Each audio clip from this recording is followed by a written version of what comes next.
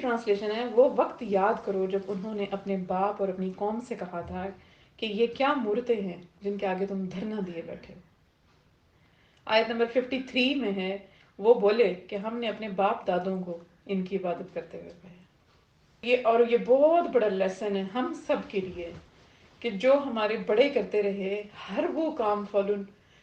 نہیں کرنا یہ سوچ کے کہ انہوں نے کیا، ہم نے ہر وہ کام کرنا جو ہمارے نبی نے کیا صلی اللہ علیہ وآلہ وسلم۔ کیونکہ اگر کوئی غلطی ایسی ہے جو ہمارے بڑوں میں آ رہی ہے تو کم از کم ہم اس کو ختم کر دیں، تاکہ جو ہمارے چھوٹے ہیں وہ یہ نہ کہہ سکیں کہ ہم نے کہ انہوں نے اپنے بڑوں کو کرتے ہوئے پایا۔ تو ہر انسان کو اپنے لیول پہ کوشش کرنی ہے کہ اپنے بڑوں کے ہر طریقے کو چیک کرے کہ کیا وہ دین اور شریعت کے مطابق ہے یا نہیں ہے، اور اگر کوئی ان کی بات ایسی، کوئی ان کا ایسا حکم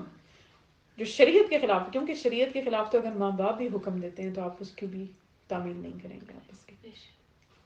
تو اگر ہمارے بڑے کوئی ایسی غلطی کرتے آ رہے ہیں جس کا ان کو علم نہیں ہے تو ہم خود بھی اس غلطی کی تصحیح کریں، اور ہم اپنے والدین یا اپنے بڑوں کی یا اپنے دادی دادا ہیں، کوئی نانی نانا ہیں، کوئی ساس سسر ہیں، کوئی پھپھی، کوئی خالہ، کوئی چچی، کوئی بھی ہے جو ہمارے بڑے ہیں، ہم ان کی بھی بہت محبت اور بہت پیار کے ساتھ اور بہت عزت اور احترام کے ساتھ ان کی بھی درستگی کریں، کہ ان کو یہ بھی محسوس نہ ہو کہ مجھ سے چھوٹے جو ہیں میری تنقید کر رہے ہیں میرے اوپر، کہ بھری محفل میں بیٹھ کے ہم انہیں کہیں کہ نہیں آپ یہ غلط کہہ رہے ہیں، تو اس طرح بھی بڑے نہیں سمجھتے۔ انہیں بہت ادب سے، پیار سے، اکیلے میں بیٹھ کے ان کو بتائیں کہ دیکھیں ہمارا دین یہ کہتا ہے، ہماری شریعت یہ کہتی ہے، کیونکہ ان کے ساتھ ہماری محبت کا طریقہ یہی ہے کہ ہم ان کی اصلاح کریں، کیونکہ کل کو جب روز قیامت اللہ تعالیٰ کے سامنے سب حاضر ہوں گے اور ہمارے اعمال نامے پیش ہوں گے، تو اگر وہاں پہ وہ اپنے کسی ایسے عمل کی وجہ سے پکڑے جاتے ہیں جس کا ہمیں معلوم تھا کہ وہ غلط کرتے ہیں اور ہم نے ان کو نہیں بتایا ہے، تو یہ ہم میں سے ہر انسان، امت محمدی صلی اللہ علیہ وآلہ وسلم، امت محمدیہ میں ہر مسلمان پر یہ چیز لازم ہے کہ اس کے پاس جتنا بھی علم ہے، چاہے وہ ایک ذرے کے برابر ہی کیوں نہ ہو، جب اس کو ایک بھلے کی بات، ایک بھلائی کی نصیحت، ایک اچھی بات، ہدایت کی رہنمائی کی اس کو پتہ ہو تو اپنے ساتھی کو ضرور بتائیں۔ یہ صرف علماء کی رسپانسبلٹی نہیں ہے، اگر آپ نے بھی کوئی حدیث پڑھ لی ہے تو ہمارا فرض بنتا ہے کہ ہم اس کو اپنے دوستوں کے ساتھ شیئر کریں، اپنے دوستوں کو سمجھائیں، اگر ہمیں ایک بات پتہ ہے تو جیسے، لیکن جتنا پتہ ہے تھوڑا یا زیادہ تو ہم پھیلائیں اس چیز کو، کیونکہ اب کوئی نبی تو آئے گا نہیں، کوئی پیغمبر تو نہیں آئے گا، ختم نبوت بھی ہوگی، ختم رسالت بھی ہوگی، تو اب قیامت تک یہ فریضہ امت محمدی کے کندھوں کے اوپر ہے۔ تو اسی لیے ایک جماعت، آپ حدیث ہے نا کہ تم میں سے ایک جماعت ایسی رہے گی جو لوگوں کو حق بات کی طرف بلائے گی اور لوگوں کو غلط بات سے منع کرے گی۔ تو امر اور نہیں کا یہ سلسلہ کیونکہ آج ختم ہو گیا ہمارے اندر سے، ہم دیکھتے ہیں اپنے آس پاس والوں کو، اپنے ہمسایوں کو، اپنے دوستوں کو کہ وہ غلط عمل کر رہے ہیں، لیکن صرف اس لیے کہ اگر ہم انہیں منع کریں گے تو یہ لوگ تو مائنڈ کر جائیں گے، کل کو ہمارے ان سے تعلق خراب ہو جائے گا، تو خواہ مخواہ کی بحث پڑے گی، یا وہ بدلے میں کہیں گے کہ بھئی آپ کتنا خود دین پہ عمل کرتے ہیں، ہمیں آج آپ اس بات سے منع کر رہے ہیں۔ ان چیزوں کو ہم نے نہیں دیکھنا ہے، انہیں پیار سے، محبت سے منع ضرور کریں، انہیں بتائیں ضرور، کیونکہ وہ جو ہفتے والا واقعہ ہے، وہ جو مچھلی والا تھا جس میں لوگوں کو بندر بنا دیا گیا تھا، اس میں 3 طبقے ہو گئے تھے نا، 3 گروہ ہو گئے تھے۔ ایک گروہ وہ تھا جو ان کے ساتھ ہی مل گیا، وہ مچھلی کا شکار کرتے تھے ہفتے کو، حالانکہ منع کر دیا گیا تھا۔ ایک گروہ وہ تھا جو بالکل ہی سائڈ پہ ہٹ گیا، انہوں نے کہا ہم تمہارے کام میں شامل نہیں ہوتے کیونکہ تم غلط کرتے ہو، لیکن انہوں نے ان کو منع نہیں کیا۔ اور ایک گروہ وہ تھا کہ جو ان کو منع بھی کرتا تھا۔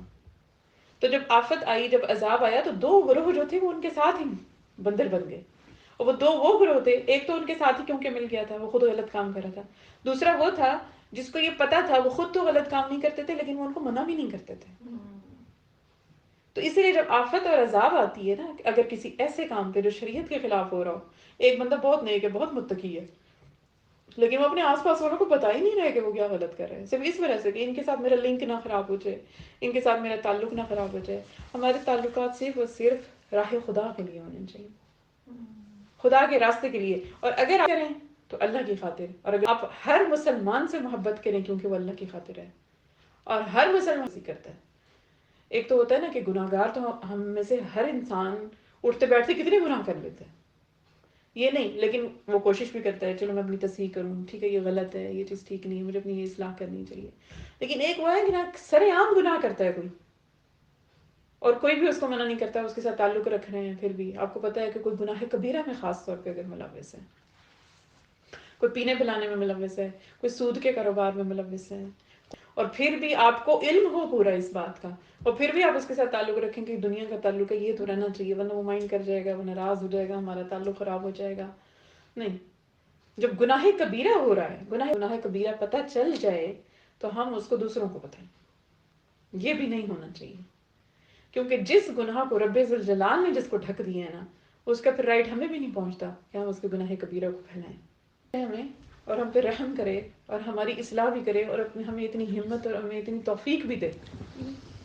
کہ اگر کوئی اس طرح سے ملوث ہو کسی بہت بڑی غلطی میں، بہت بڑے عیب میں، کہ جو سب کو پتا ہو کہ یہ بندہ اس چیز میں ملوث ہے، اور پھر بھی وہ اس کو منع نہ کرے، تو پھر ہمیں ڈرنا چاہیے کہ کہیں اس آفت کا شکار ہم بھی نہ ہو جائیں ان کے ساتھ، اس وجہ سے کہ ہم نے تو دنیا داری رکھی، ہم نے تو اپنی تعلق داری قائم رکھی. گھر بیٹھ کے ہم یہ بھی کہہ لیتے تھے کہ وہ غلط کرتا ہے، لیکن پھر تعلق بھی رکھا، ہنسی خوشی بات بھی کر لی کہ چلو نہیں، تعلق تو ہے نا دنیا کا ایک. نہیں، آج ہم دنیا کے حساب دینا ہوگا پھر اس کا بھی.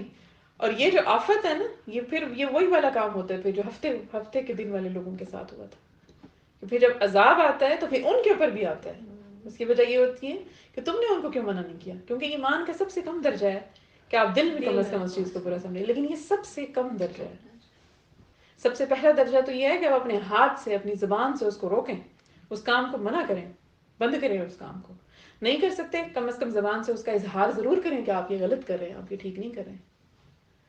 اگر زبان سے بھی اس کا اظہار نہیں کیا تو ایمان کا سب سے کم درجہ یہ ہے کہ پھر آپ جو ہے اس کو دل میں برا جانیں، لیکن پھر یہ کم تر درجہ ہے. اور کم از کم پھر ہم اپنے دل میں تو برا سمجھیں اس چیز کو کہ یہ بندہ ایک کام غلط کر رہا ہے. آج تو اللہ تعالیٰ رحم کرے ہم پہ، ہماری یہ حالات ہو گئے ہیں کہ ہم کہتے ہیں کہ اگر کسی کو اللہ معاف کرے کوئی گناہ کبیر ہے تو ہم کہتے ہیں چلو چھوڑو، اس کو وہ جانے اور اللہ جانے. ایسے ہی بالکل وہ جانے اور اللہ جانے، ہم پارٹی کریں گے، ہم دعوت کریں گے، بھی سارے آئیں گے، وہ بھی آئے گا. نہیں، جو گناہ کبیرہ میں ملوث ہے اس کے ساتھ تو آپ دیکھیے سلام کے، جب ہم نے دیکھا تھا سلام کے مسائل میں نے آپ لوگوں کو شیئر کیے تھے، اس میں لکھا ہوا تھا کہ کسی فاجر اور فاسق کو سلام نہیں مت کریں، کہ اس کو یہ احساس نہ ہو کہ لوگ تو میں تو جو بھی بڑے بڑے گناہ میں ملوث ہوں، لوگ پہ بھی میری بڑی عزت کرتے ہیں، مجھے سلام بھی کرتے ہیں، گزرتے بھی ہیں، سب کچھ کرتے ہیں. لیکن یہاں پہ بھی علماء کے اب دو اقوال ہیں کہ وہ زمانہ، جس زمانے میں یہ حکم تھا کہ فاجر اور فاسق کو سلام نہ کرو، وہ تب کا زمانہ تھا جب 90% لوگ جو تھے یا 95% لوگ جو تھے وہ دین کے اوپر چلنے والے لوگ تھے. کیونکہ فاجر و فاسق ہوتا ہی وہ یہ جو گناہ کبیرہ میں ملوث ہو. جیسے فار ایگزامپل، اگر کوئی نماز نہیں پڑھتا ہے، اگر کوئی 5 وقت کی تو نہیں، اگر نماز ہی نہیں پڑھتا ہے تو یہ نماز کو چھوڑنا گناہ کبیرہ ہے. تو اگر کوئی بندہ گناہ کو نماز کو نہیں ادا کر رہا اور آپ پھر بھی اس کو بجائے اس کو بتانے کے، بجائے اس کو نصیحت کرنے کے، بجائے اس کو اس طرف لانے کے، اور بار بار اس کو کہیں کہ بھائی نماز پڑھو، نماز پڑھو، کیونکہ ایک نماز چھوڑنے والا بھی کفر کے درجے تک پہنچ جاتا ہے. علماء تو یہ بھی کہتے ہیں. تو نماز کا ایسے ہی نہیں 700 سے زیادہ بار احکامات آ گئے. تو اگر ہم اس کو نماز کی طرف نہیں لا رہے ہیں، ہم تعلق رکھ رہے ہیں اس کے ساتھ کہ چلو کوئی نہیں، اب نماز پڑھتا ہی نہیں پڑھتا، اس کا اپنا عمل ہے، جیسے لوگ کہہ دیتے ہیں نا کہ نماز میرا اپنا عمل ہے. اپنا عمل کوئی نہیں ہوتا. اپنا عمل تو پھر ایسے تو ہر عمل ہی انسان کا اپنا ہے. پھر نصیحت کرنے کا حکم کیوں دیا گیا؟ پھر تو چھوڑ دینا چاہیے تھا. پھر تو اللہ تعالیٰ ہر انسان کو وہ چھوڑ دے اس کے حال کے اوپر کہ ٹھیک ہے یہ اس کا اپنا عمل ہے، اس کی اپنی جنت جہنم ہے، جو بھی حساب ہوگا. نہیں، ہمیں اپنے بہن بھائیوں کو، جو ہمارے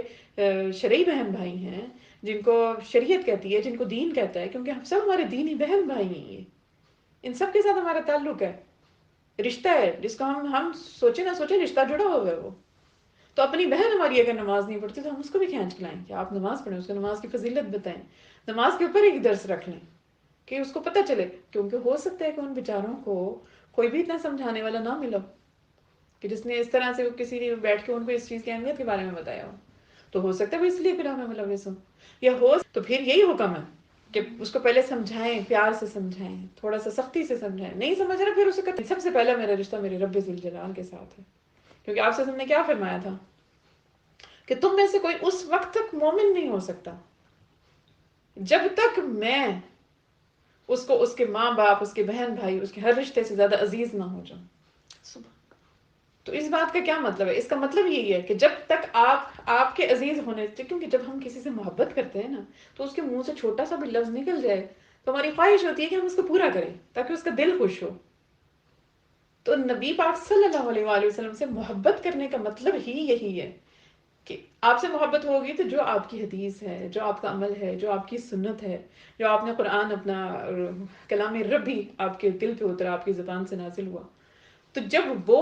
ہم اس کے ایک ایک لفظ کو اہمیت دیں گے اپنی زندگی میں، اس کو بسائیں گے اپنی زندگیوں کو اندر، ان کو لائیں گے، دین کو لائیں گے. اللہ تعالیٰ قرآن پاک میں فرماتے ہیں کہ پورے کے پورے دین میں داخل ہو جاؤ. صرف یہ نہیں کہ 4 چیزیں ٹھیک ہے یہ میں کر سکتا ہوں، یہ 2 چیزیں مجھے سمجھ میں نہیں آ رہی، یہ 2 چیزیں میرے لیے کرنی مشکل ہے، پھر آپ دین کو سمجھ نہیں سکتے. کیونکہ جب آپ کسی آرگنائزیشن میں کام کرتے ہیں تو جو ان کا آرڈیننس ہوتا ہے، جو ان کی ٹرمز اینڈ کنڈیشنز ہوتی ہیں، جو ان کا ایگریمنٹ ہوتا ہے، جب آپ سائن کرتے ہیں، جب آپ جاب کرتے ہیں آپ سائن کرتے ہیں، ٹرمز اینڈ کنڈیشن ایگریمنٹ آپ سے وہ سائن کرواتے ہیں. تو اس میں آپ کے پاس کوئی آپشن نہیں ہوتی کہ آپ انہیں کہیں کہ اگر تم نے 100 پوائنٹس لکھے ہوئے ہیں تو میں ان میں سے 4 پہ تو ایگری نہیں کرتا، باقی 96 ٹھیک ہے وہ میں کر لوں گا. کیا ایک بھی ٹرم کی ان کو کہہ سکتے ہیں ہم کہ یہ ایک ٹرم ہم ایگری نہیں کرتے؟ پھر آپ اپنا جاب کا ایگریمنٹ ہی سائن نہیں کر سکتے. جب آپ ایک آرگنائزیشن میں کام، اور یہ بات ہماری سمجھ میں آتی ہے کہ جب آپ ایک آرگنائزیشن میں کام کرتے ہیں اس کے رولز اینڈ ریگولیشنز کے مطابق آپ کو چلنا پڑے گا. لیکن یہ بات سمجھ میں نہیں آتی کہ جب ہم مسلمان ہیں، ہمارے پاس بھی ایک ایگریمنٹ ہے، جب ہم کہتے ہیں کہ ہم مسلمان ہیں تو ہم اس پہ مانیں گے کیونکہ مسلمان ہیں. ہمارے پہ فرض ہے کہ ہم اس قرآن کی ہر آیت کے اوپر عمل کریں. ہمارے پر فرض ہے کہ ہم نبی پاک صلی اللہ علیہ وآلہ وسلم کے ہر طریقے، آپ کے ہر قول، آپ کے ہر حدیث، آپ کی ہر سنت، ہر طریقے پر عمل کریں. اگر ہم وہاں سے 4 چیزیں پکڑتے ہیں، 2 چیزیں نہیں پکڑتے، ہم 2 چیزیں چھوڑ دیتے ہیں، تو ہم پھر اس کے مطابق نہیں آتے، اس ضابطے کے مطابق نہیں آتے. اور اگر ہم اپنے کسی بڑے کا کہنا نہیں مانیں گے، کسی بھی بڑے کا، دنیا کے کسی بھی کام میں